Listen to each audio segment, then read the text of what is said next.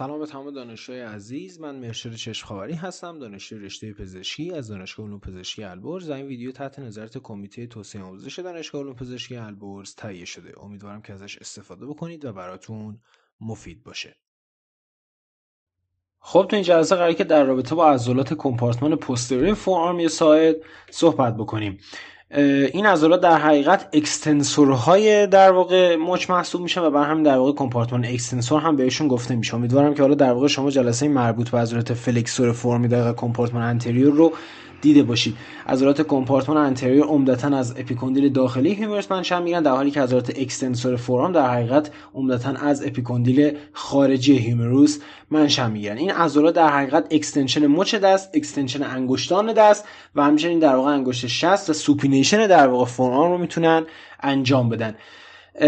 و در حقیقت تمام عضلات کمپارتمان پوستریور و در حقیقت اکستنسور توسط عصب رادیال عصب‌دهی میشن. توی کمپارتمان پوستریور ما در حقیقت دو تا لایه داریم، یه لایه سوپرفیشال یا سطحی و یه لایه عمقی یا دیپ، که اول اصلا ما قراره که در رابطه با لایه سوپرفیشال یا سطحی صحبت بکنیم. 7 عضله توی در واقع لایه سوپرفیشال یا سطحی وجود داره که در واقع تاندون های این عضلات از زیر رتینوکولوم اکستنسور که در واقع توی سطح پشتی دست قرار داره عبور میکنن و در واقع همونطور که تو جلسه قبلی هم اشاره کردم در واقع این رتینوکولوم یک در واقع باندی از حالا بافت پیوندی هستش، در واقع باند فیبروزی هستش که در واقع این تاندون ها از زیرش عبور میکنن. حالا من در واقع اون رو حذفش کردم، حالا در واقع میتونیم این 7 عضله رو با هم دیگه بررسی بکنیم. از سمت لترال شروع میکنیم به سمت مدیال. اول از همه عضله‌ای که در واقع داریم که در واقع خارج ترین عضله کمپارتمان پوستریور محسوب میشه، عضله در واقع بریکیو رادیالیس هستش. خب همونطور که از اسمش مشخصه از بازو منشأ میگه، بریکیوم توی لاتین یعنی در واقع بازو و در واقع بریکیو رادیالیس یعنی که در واقع به استخوان رادیوس از طرف دیگه متصل میشه. در حقیقت از لترال سوپراکوندیلار ریج در واقع استخوان هیومروس منشأ میگیره این عضله و در واقع بعد که به سمت پایین در واقع حرکت میکنه متصل میشه به در واقع سطح لترال در واقع بخش دیستال استخوان رادیوس و در واقع همونطور که میتونید ببینید اینجا در واقع به این قسمت از استخوان رادیوس متصل میشه. کاری که در حقیقت انجام میده این هستش که به عنوان یک عضله در واقع اکسسوری توی فلکشن البو میتونه عمل بکنه، توی فلکشن در واقع آرنج میتونه کمک کننده باشه این عضله. یه ذره که بریم داخل‌تر عضله بعدی رو داریم که در حقیقت عضله یعنی در واقع کنار عضله بریکیو رادیالیس که در واقع یه ذره پایین‌تر اوریجین میگیره از سوپراکوندیلار ریج نسبت به در واقع بریکیو رادیالیس، عضله اکستنسور کارپی رادیالیس لونگوس هست که در واقع میگم یه ذره پایین‌تر در واقع نسبت به بریکیو رادیالیس از سوپراکوندیلار ریج لترال در واقع هیومرس منشأ میگیره و بعد در حقیقت پایین که حرکت میکنه متصل میشه به استخوان متاکارپ شماره 2. در واقع به قاعده در واقع تو سطح پشتی وصل میشه به قاعده استخوان متاکارپ شماره 2 و کاری که در حقیقت عضله انجام میده این هستش که در واقع میتونه مچ دست رو اکستند بکنه و همچنین میتونه ابداکشن مچ دست رو هم انجام بده. در حقیقت وقتی که منقبض میشه اکستنشن یعنی در واقع مچ دست به سمت عقب حرکت بکنه و ابداکشن مچ دست هم این در واقع بتونیم مچ دست رو به سمت خارج حرکت بدیم. داخل‌تر نسبت به این عضله ما در واقع عضله اکستنسور کارپی رادیالیس بریویس رو داریم که در حقیقت بریویس توی لاتین یعنی کوتاه و در واقع به این خاطره که تاندونش کوتاه‌تر هست نسبت به عضله بغل خودش و هم در واقع بغلیش میگیم اکستنسور کارپی رادیالیس لونگوس، در حالی که این میشه اکستنسور کارپی رادیالیس بریویس یعنی اون تاندونش بلندتر این تاندونش کوتاه‌تره و در حقیقت این عضله از در واقع بالا اورژین میگیره از در واقع اپیکوندیل خارجی استخوان هیومروس و بعد که در حقیقت به سمت پایین حرکت میکنه به قاعده در واقع استخوان‌های متاکارپ شماره 2 و 3 این پایین در واقع توی دست متصل میشه و در واقع کاری که این عضله انجام میده این هستش که یعنی در واقع شبیه کار عضله اکستنسور کارپی رادیالیس لونگوس هست و میتونه در واقع اکستنشن و ابداکشن مچ دست و ریس رو در حقیقت انجام بده. داخل‌تر نسبت به این عضله ما عضله در واقع بعدی رو داریم که عضله اکستنسور دیجیتوروم هست که در واقع از اپیکوندیل خارجی استخوان هیومروس منشأ میگیره و در واقع دقیقاً میگم کنار و داخل‌تر نسبت به عضله اکستنسور کارپی رادیالیس بریویس قرار میگیره و در واقع عضله هستش که اینجا میتونید ببینید که در واقع این عضله از اپیکوندیل خارجی منشأ میگیره به سمت پایین حرکت میکنه و به 4 تا تاندون تقسیم میشه که در واقع این تاندون ها میرن متصل میشن در واقع به انگشتان 2 تا 4 و در حقیقت اینجا میتونید ببینید که این تاندون ها در سطح پشتی دست در حقیقت در سطح دورسال دست حرکت میکنن و در واقع متصل میشن به فلنکس های میدل و در واقع دیستال 4 تا انگشت در واقع شماره 2 تا 4 که در حقیقت میشه انگشتان اشاره، وسط، حلقه و کوچک ما. اگر که حالا در حقیقت من این دیاگرام رو بهتون نشون بدم، اینجا در واقع تاندون های نظر خیلی بهتر میتونید ببینید که در واقع میبینید که اکستنسور دیجیتالوم در واقع تاندون هاش در سطح پشتی کف دست حرکت میکنن و در واقع روی استخوان های متاکارپال اینا انگار به همدیگه جوری متصل میشن، به همدیگه شاخه میدن این تاندون ها و در واقع وقتی که حرکت میکنن به سمت فلنکس ها در واقع دو تیکه میشه انگار و در واقع این دو تیکه انگار روی فلنکس در واقع میانی حرکت میکنه که به قاعده فلنکس میانی متصل میشه و بعدش هم در واقع دوباره همدیگه متصل میشن که در نهایت وصل بشن به فلنکس دیستال. این صرفا برای این بود که حالا در واقع این تاندون ها رو بهتر ببینید. پس این شد در واقع عضله اکستنسور دیجیتالوم که دیجیتالوم یعنی انگشت، اکستنسور هم یعنی اکستنشن انجام میده. پس در واقع میتونه 4 تا انگشت شماره 2 تا 4 رو در واقع برای ما اکستند بکنه، همچنین مچ دست رو هم میتونه برای ما اکستنشنش رو انجام بده. اما برگردیم بالا، اگه حالا پس مرور سری بخوایم داشته باشیم، اینجا ما در واقع عضله بریکیو رادیالیس رو داریم، اکستنسور کارپی رادیالیس لونگوس رو داریم، کنار در واقع این عضله اکستنسور کارپی رادیالیس برویس رو داریم و در نهایت عضله‌ای که الان بررسی کردیم اکستنسور دیجیتالوم بود. عضله که در حقیقت داخل تر نسبت به این عضله قرار میگیره عضله اکستنسور دیجیتی مینیمی هست که در حقیقت داخل تر نسبت به اکستنسور دیجیتالوم قرار میگیره و همونطور که از اسمش مشخصه کوچکترین انگشت در واقع دست رو برای ما اکستنشنش رو انجام میده. مینیمی توی لاتین یعنی کوچکترین. در نتیجه اکستنسور دیجیتی مینیمی که اسمش هست در حقیقت میشه اکستنسور کوچکترین انگشت دست و در حقیقت این عضله از اپیکوندیل خارجی هیمیروس منشأ میگیره و در حقیقت متصل میشه به سطح دورسال در واقع انگشت کوچک و در واقع همونطور که از اسمش مشخصه میتونه انگشت کوچک رو برای ما اکستند بکنه. داخلتر نسبت به این عضله ما در حقیقت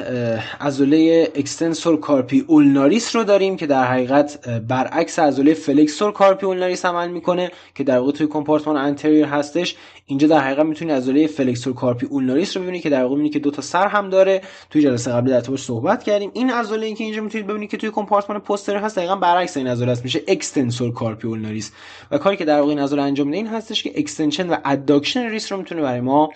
انجام بده. این عضله از اپیکوندیل خارجی در حقیقت اوریجین میگیره و در واقع متصل میشه به در واقع سطح داخلی قاعده استخوان متاکارپ شماره 5 که در واقع اینجا میتونید ببینید. خیلی هم حالا در حقیقت نکته رو بهتون بگم که واقعا خیلی نباید مثلا اینکه حالا کدوم عضله ابداکت میکنه کدوم عضله اداکت میکنه در واقع به خاطر سپردنش کار سختی باشه. به خاطر اینکه شما اگر واقعا بدونید محل اینسرشن و اوریجین هر عضله کجا هست خیلی کار سختی نیست در واقع تصور کردن حرکتی که ایجاد میکنه. مثلا وقتی این عضله در سطح اولناریس هست خب طبیعتا میتونه اداکشن انجام بده دیگه، درسته؟ یا مثلا عضلات در واقع اکستنسور کارپی رادیالیس لونگوس و برویس خب وقتی در سطح رادیال هستن در واقع میتونن ابداکشن مچ دست رو انجام بده. پس یعنی خیلی برای خودتون سختش نکنید و در حقیقت قشنگ با اینسرشن در واقع محل اینسرشن عضلات میتونید تشخیص بدید که یک عضله مثلا ابداکشن انجام میده، اداکشن مثلا این عضله مشخصا اداکشن رو انجام میده و اکستنسور در واقع کارپی رادیالیس لونگوس و برویس در واقع ابداکشن رو انجام میده. و در نهایت عضله نهایی در واقع لایه سطحی کمپارتمان پوستریور عضله انکینیوس هست که در واقع از اپیکوندیل خارجی هیمیروس منشأ میگیره و در واقع به سطح پشتی در واقع استخوان اولنار و همچنین در واقع اولکرانون متصل میشه. بسیار هم عالی. پس اینها در حقیقت شدن 7 عضله لایه سطحی که یک بار دیگه بخوایم اسمشون رو بگیم میشه بریکیو رادیالیس، اکستنسور کارپی رادیالیس لونگوس، اکستنسور کارپی رادیالیس برویس، عضله اکستنسور در واقع دیجیتالوم که اینجا در واقع میتونید ببینیدش و همچنین در واقع عضله اکستنسور دیجیتی مینیمی و اکستنسور کارپی اولناریس و در نهایت عضله انکینیوس که در واقع اینجا میتونید ببینیدش. پس اینها در حقیقت لایه سطحی کمپارتمان پوستریور رو تشکیل میدن و حالا که در واقع همه اینها رو حذف بکنیم میرسیم به لایه عمقی کمپارتمان پوستریور و اگه الان در حقیقت من تمام این عضلات سطحی رو حذف بکنم میبینید که بله رسیدیم به در واقع لایه عمقی کمپارتمان پوستریور در واقع ساعد که در واقع 5 تا عضله توی لایه عمقی کمپارتمان پوستریور وجود دارن که در واقع تمام این عضلات غیر از عضله سوپیناتور که یک سرش از اپیکوندیل خارجی در واقع هیومروس پنجشنبه میگیره، 4 تا عضله دیگه در واقع لایه عمقی از سطوح پشتی استخوان‌های در واقع اولنا، رادیوس و همچنین در واقع قشر بین استخوانی اینتراسیوس ممبرانی که جلسه قبل ازش صحبت کردیم منشأ میگیرن. تمام این 5 عضله توسط شاخه پوستریور اینترآسیس در واقع عصب رادیال عصبدهی میشن که در حقیقت ادامه در واقع شاخه عمقی عصب رادیال هستش.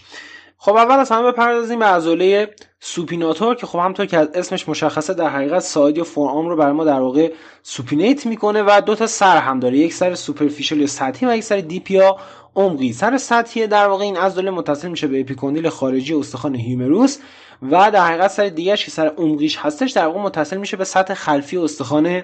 اولنا که در حقیقت اینجا میتونید ببینید. بعد این عضله در حقیقت انگار میچرخه و در واقع دور در واقع شفت استخوان رادیوس اینجا همونطور که میتونید ببینید قرار میگیره، در حقیقت انگار زیر هد و نک استخوان رادیوس و در واقع کاری که میکنه این هستش که سوپینیشن فورآرم ساید رو در حقیقت میتونه برای ما انجام بدهد. ما در حقیقت 2 تا سوپینیتور ساید داشتیم دیگه، درسته؟ یه دونه در واقع عضله بایسپس که هم آرنج رو بر ما فلکشن انجام میداد، هم در واقع سوپینیشن فورآرم رو انجام میده و همچنین در واقع عضله سوپیناتور که در واقع اینجا میتونید ببینیدش. حالا اگه یه ذره به سمت پایین‌تر حرکت بکنیم اینجا در حقیقت میرسیم به عضله ابداکتور پولیسیس لونگوس که در حقیقت اینجا یه ذره دیستالتر نسبت به عضله سوپیناتور در واقع اوریجین و منشأ میگیره و در واقع از سطوح خلفی استخوان‌های اولنا، استخوان رادیوس و همچنین در واقع قشر بین استخوانی که در واقع بین دو تا هست منشأ و اوریجین میگیره که در واقع همون اینترآسیوس ممبرین و در واقع سمت پایین حرکت میکنه و در واقع به قاعده متاکارپ شماره 1 مربوط به انگشت 60 در حقیقت متصل میشه. کاری که در واقع این عضله وقتی منقبض میشه انجام میده این هستش که ابداکشن مفصل کارپو متاکارپال رو در واقع میتونه برای ما انجام بده و در حقیقت ابداکشن در واقع انگشت 60 رو میتونه برای ما انجام بده. اسمش ابداکتور پولیسیس لونگوس دیگه، درسته؟ و پولیسیس هم که به معنی انگشت 60 است، پس در واقع میشه ابداکتور در واقع انگشت 60. خیلی عالی. یه ذره که بیشتر نسبت به عضله ابداکتور پولیسیس لونگوس به سمت دیستال حرکت بکنیم در حقیقت میرسیم به عضله اکستنسور پولیسیس برویس که در حقیقت این عضله هستش که اینجا میتونید ببینید که در واقع منشأ و اورجینش از سطح پشتی در واقع استخوان رادیوس هستش و اینسرشنش در حقیقت میشه سطح دورسال در واقع خلفی فلنگز پروگزیمال انگشت 60. به خاطر این در واقع انگشت 60 دونه پروگزیمال دونه دیستا داره دیگه، میدل رو نداره و در حقیقت متصل میشه به در واقع فلنگز پروگزیمال انگشت 60. زمانی که در واقع این عضله منقبض میشه میتونه در واقع مفصل متاکارپوفالنژیال انگشت 60 رو برای ما اکستند بکنه که در واقع میشه این مفصلی که اینجا وجود داره دیگه، در واقع بین استخوان متاکارپا و فلنکس میتونه در واقع این مفصل رو اکستند بکنه. همچنین در واقع میتونه مفصل کارپو متاکارپال انگشت 60 رو هم در واقع برای ما اکستند بکنه. پس این شد اکستنسور پولیسیس برویس. خب همونطور که میتونید انتظار داشته باشیم ما در واقع اگر اسم این رو گذاشتیم برویس پس یعنی دونه اکستنسور پولیسیس لونگوس هم داریم دیگه، درسته؟ و در حقیقت اکستنسور پولیسیس لونگوس این عضله هستش که در واقع اینجا میتونید ببینید که یه ذره از بالاتر در واقع اوریجین میگیره نسبت به اکستنسور پولیسیس برویس و در واقع از سطح خلفی استخوان اولنا در واقع اوریجین میگیره و در واقع برویس از سطح پشتی استخوان رادیوس منشأ میگیره. اکستنسور پولیسیس لونگوس در واقع از سطح پشتی استخوان اولنا اوریجین و منشأ میگیره و در واقع بخاطر اینکه تاندونش بلندتر هست برای میگیم لونگوس، در حالی که در واقع برویس تاندونش کوتاه‌تر هست، درسته؟ به خاطر اینکه بهتون در واقع گفتم برویس یعنی کوتاه و در حقیقت این عضله در واقع تاندونش متصل میشه به فلنکس دیستال انگشت 60 و در واقع سطح خلفی و دورسال در واقع فلنکس دیستال انگشت 60 و در واقع زمانی که این عضله کانترکت و منقبض میشه ما در واقع میتونیم ببینیم که این مفصل اینترفالنجیال در واقع استخوان 60 اکستنشن براش اتفاق میفته. همچنین در واقع مفاصل متاکارپوفالنجیال و کارپو متاکارپال رو هم در واقع میتونه برای ما اکستنشنش رو انجام بدهد، ولی میگم هدف اصلیش در واقع اکستنشن مفصل اینترفالنجیال در واقع انگشت 60 هستش. پس اینا در حقیقت شد از عضله اکستنسور پولیسیس لونگوس که در واقع تاندون بلندتری نسبت به اکستنسور پولیسیس برویس داره که در واقع یه ذره دیستالتر اینسرشنش هست نسبت به اکستنسور پولیسیس برویس. و در نهایت میرسیم به عضله آخر لایه عمقی که در حقیقت ذره دیستالتر نسبت به در واقع عضله اکستنسور پولیسیس لونگوس در واقع از سطح خلفی استخوان اولنا اورژین و منشأ میگیره و در حقیقت اسمش اکستنسور ایندیسیس هستش. انگشت ایندکس در حقیقت ایندکس فینگر تو انگلیسی به معنای در واقع انگشت اشاره هستش. این ایندیسیس هم در حقیقت به همون ایندکس اشاره داره، یعنی در واقع اکستنسور انگشت اشاره. پس هم گفتم در واقع ذره دیستالتر نسبت به اکستنسور پولیسیس لونگوس از سطح خلفی اولنا منشأ میگیره و در حقیقت متصل میشه به سطح خلفی در واقع انگشت اشاره. اگه خاطرتون باشه در حقیقت اون عضله اکستنسور دیجیتالم که در واقع توی لایه سطحی بود به هر چارتای در واقع این انگشتا متصل میشد، انگشت 2 تا 4، ولی در واقع این عضله فقط وصل میشه در واقع به انگشت اشاره و میتونه اکستنشن انگشت اشاره رو ما انجام بده. پس اینها هم در حقیقت شدن 5 عضله داخل در واقع لایه عمقی کمپارتمان پوستریور فورآرم. شد در واقع سوپیناتور که فورآرم رو سوپینیت میکنه. بعد ما در واقع در رابطه با عضله ابداکتور در واقع پولیسیس لونگوس صحبت کردیم که در واقع شد این عضله. بعد گفتیم اکستنسور پولیسیس برویس رو داریم که شد این عضله، اکستنسور پولیسیس لونگوس رو داریم که شد این عضله و در نهایت اکستنسور ایندیسیس. حالا درسته که در حقیقت عضلات توی کمپارتمان پوستریور ذره تعدادشون زیاده، ولی در واقع نامگذاری همشون میشه گفت منطقی هستش و حتما هم توصیه میکنم در واقع ویدیوی مربوط به عضلات کمپارتمان انتریور رو هم نگاه بکنید.